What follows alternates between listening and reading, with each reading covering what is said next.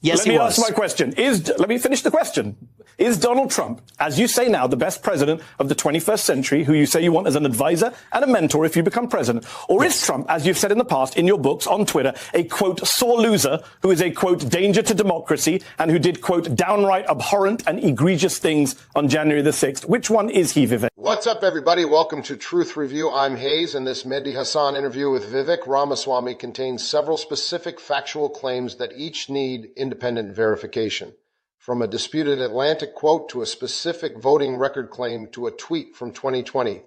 Mehdi cited a 2020 tweet where Vivek allegedly called a Bernie Sanders-style mask mandate sensible, a voting record claim that Vivek's first presidential vote was in 2004 rather than 2020, and an Atlantic interview quote about federal agents in September 11th that Vivek initially called fabricated.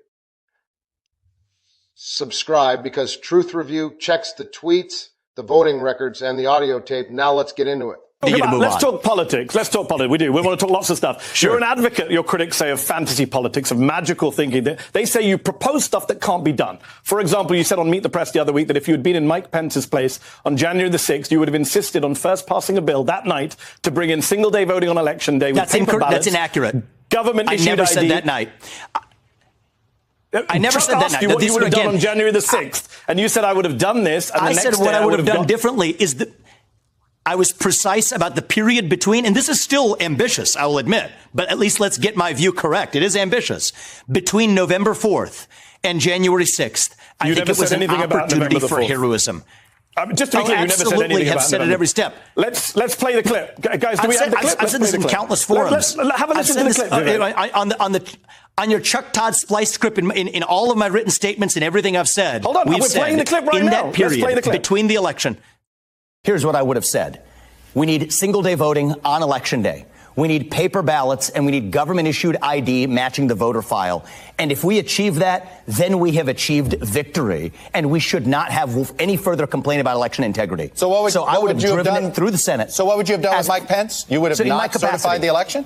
So in my capacity as president of the Senate, I would have led through that level of reform, then on that condition certified the election results, served it up to the president, President Trump, then to sign that into law, and on January 7th declared the re-election campaign pursuant to a free and fair election. Vivek, not only do you not mention anything about November, but let's say you did do November. That joint session was not a legislative session. The vice president doesn't have the power to introduce legislation. Neither party would have backed such a bill. Oh, come on, and it couldn't have been passed in a day. The fact of the matter is, naive stuff. The president, the president and vice president absolutely drive legislation through Congress. That is exactly how things work. But Trump wasn't doing legislation. He was busy pushing the big lie, as you pointed out yourself in your book. Well, so he wasn't there. I wasn't the vice president of the United States. Passed a bill, but I was not the vice president of the United States. You guys in the media, you guys in the MSNBC crack me up to sort of create a hypothetical situation to say, if you had been vice president, what would you have been doing? I'm telling you exactly what I've been doing, but you're saying, but that's not what Donald Trump was doing. This is a joke. Let's actually have a substantive conversation. Do you want to have a substantive conversation about what should have happened, or do you want to play a game of gotcha? Because you have the choice. The choice is yours. Do you actually want to have a substantive converation? If you do, I'm down to do it. Do you want a substantive conversation? What we need. You said substantive full time. Actually, if you want to get a word in, you know, if you're going to speak the truth and ask a legitimate question, have at it. I think it is a legitimate question. Multiple people wondered about your knowledge of how Congress works, suggesting Mike Pence, by the way, on the debate stage asked you if you would have supported what he did. It's not an MSNBC question. It's a Republican vice president question. Yes. So fine, you don't want to answer it. What I'm you saying is it was a missed opportunity for heroism, not in one day, but I think that in a period of 2 months. And I think you're a smart guy. You understand this. There's an American confidence. You're a smart guy.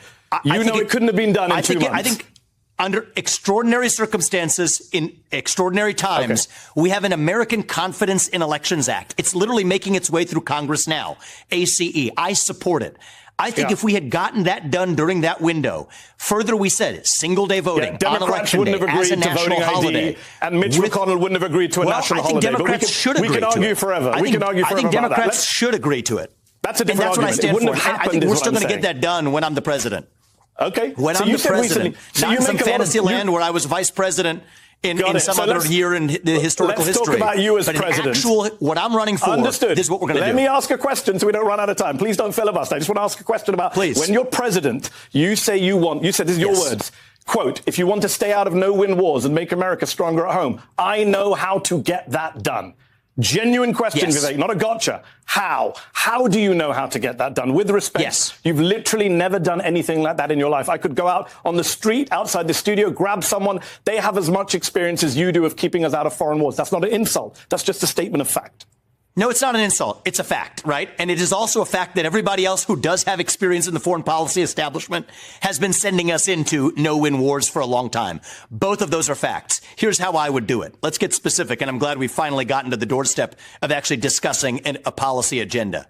Here's what I would do. Pull Russia apart in its military alliance with China. Those two countries are in a military treaty dating back to 2001. That is the single greatest threat that the United States faces. So I would end the Ukraine war on terms that, yes, allow Ukraine to at least come out with its sovereignty intact, which may not even be the track they're on right now. But in return, and also make a commitment that NATO will not admit Ukraine to NATO. In conjunction, and by the way, for people in the foreign policy establishment, they forgot that Gorbachev was made that promise by James Baker in the United States in 1990. So keep our word there. But in return, actually make a hard requirement that Vladimir Putin exit his military alliance with China and remove his Russian military presence from the West. That's the deal that I would do. Again, the fantasy land is why would Putin just agree with you? Why? Because you asked nicely, Putin will hold his word. He'll pocket your concessions and not just carry on dealing with his biggest trading partner, China? Well, here's the thing. I actually think that China shouldn't be his biggest trading partner. I think it's a mistake that we've closed off economic relations with Russia. I would lead both the United States and the West to reopen economic relations with Russia because Putin does not enjoy being Xi Jinping's little brother. Mehdi, you're a smart guy. Look at what he's done. He's actually sent weapons to both India and Vietnam right after the February 2022 meeting he had with Xi Jinping. There are cracks in that armor, but we need to actually open our eyes to see the opportunity staring us in the face. We will have to agree to disagree whether we think that you can persuade Vladimir Putin to drop his alliance with Xi Jinping. You have made truth the centerpiece of your campaign. So let's talk about your trustworthiness. Yes. For example, when CNN quoted you talking to The Atlantic about 9/11 and federal agents possibly being on the planes, you said the quote is wrong, actually. But the quote wasn't wrong. The Atlantic released the audio of what you saying exactly what they said you said. Let me finish the question. Let me be crystal clear. Let me finish the question. The Atlantic should release the whole tape. They've refused to do it. Yep. You said on Twitter Spaces last month that no, you had never supported Bernie Sanders' mask fraud legislation, but you literally put out a tweet in July of 2020 calling it a sensible idea. You also said not once but twice in June and July that the first time you'd ever voted was in 2020 for Trump, but in fact the first time you voted for president was in 2004 for a pro-choice libertarian candidate. How can people believe what you say? So, Mehdi, let me just go through one by one. The Atlantic, yes, purposefully spliced an out-of-context quote where we have challenged them. They released the tapes. We asked them for the tapes first. They didn't give them to us. They waited then to splice them and release them publicly. I challenged the Atlantic to release that entire conversation. And what was a conversation about how many federal agents were in the field. You said was wrong. We all heard it. We can play it if you like. No, it is exactly word for word what she quoted to you. You said they put words in your mouth. Look, if you want hard facts, here are hard facts. That day, The Atlantic printed it. I said, that looks like something that never captured the character of our conversation. Can you ask Atlantic for the tapes? They said they would refuse to release the recording to us. So when Caitlin asked me about it, I said, that does not at all sound like the context of what I said. And then, it turns out The Atlantic releases a very, everybody should listen to it. You're putting words in my mouth. It functionally sends the wrong message, Mehdi. Oh, functionally. Okay. You could have said it's out of context. You said it was so badly taken out of context that it misled their audience. It was so badly taken out of context. It was basically a lie and it misled their audience. But ask the Atlantic to release it. So my view here is, the lie here's is what I've learned. You said words the media that we all distortion heard you say on filters. Mehdi, if they are going to cut something before and after without the question of what the guy is that came beforehand, come on, why wouldn't the Atlantic? Why are they so reluctant to release the whole recording? Maybe ask because the audio the they released, you're still denying you said what's on the audio. Okay, let's ask you this question. Is Donald Trump, it's a as joke you say that now, the media is going to selectively edit this, and this is the way this game is played. Politics is dirty. That's okay. I'm ready for it. It's not edited, just to be clear. Is Donald Trump, as you say now, the best president of the 21st century? Of the 21st century. Yes, he was. Let me ask my question. question. Let me finish the question. Is Donald Trump, as you say now, the best president of the 21st century, who you say you want as an advisor and a mentor if you become president? Or is... Let's go through the specific claims made in this interview one at a time, because each one is independently checkable against the public record. Start with the Atlantic interview dispute, because this is the clearest and most verifiable claim in the entire exchange. Vivek initially told Mehdi that a quote attributed to him by The Atlantic and cited by CNN regarding whether federal agents may have known about the September 11th attacks in advance was wrong and did not reflect what he actually said. The Atlantic subsequently released the actual audio recording of the interview in question. Once the audio was public, Vivek's position shifted from claiming the quote was inaccurate to arguing instead that it was accurately transcribed but lacked sufficient surrounding context. Those are two meaningfully different claims. Saying a quote is wrong means the words themselves were misrepresented. Saying a quote is accurate but needs more context is a different and much narrower objection. The existence of the released audio confirms the words themselves were accurately reported, which means the original claim that the quote was wrong does not hold up against the documented recording. Now to the voting record claim, which is one of the more straightforward factual disputes to check, because voter history is a matter of public record in most states. Vivek stated on multiple occasions that the first time he voted in a presidential election was in 2020 for Donald Trump. Public voting records cited in this exchange indicate he voted in the 2004 presidential election for a Libertarian Party candidate. Voter participation history, including which elections a specific registered voter participated in, is generally available as public record through state election offices.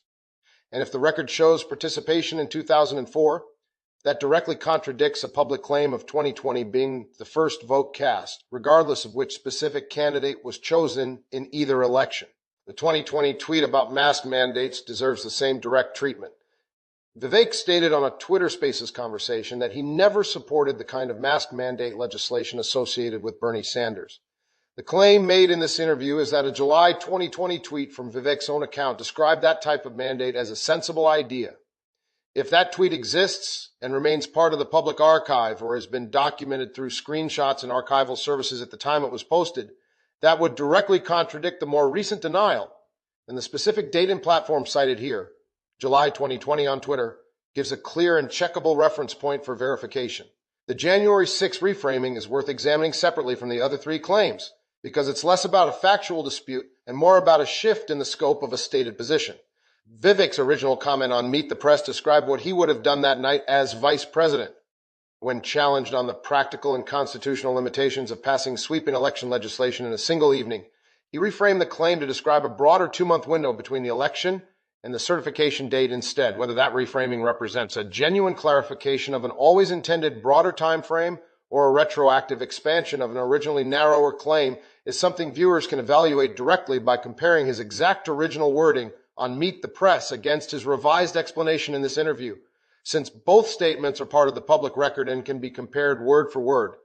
Subscribe to Truth Review. We check the tapes, the tweets, and the voting records, and we compare exactly what was said then against what's being said now.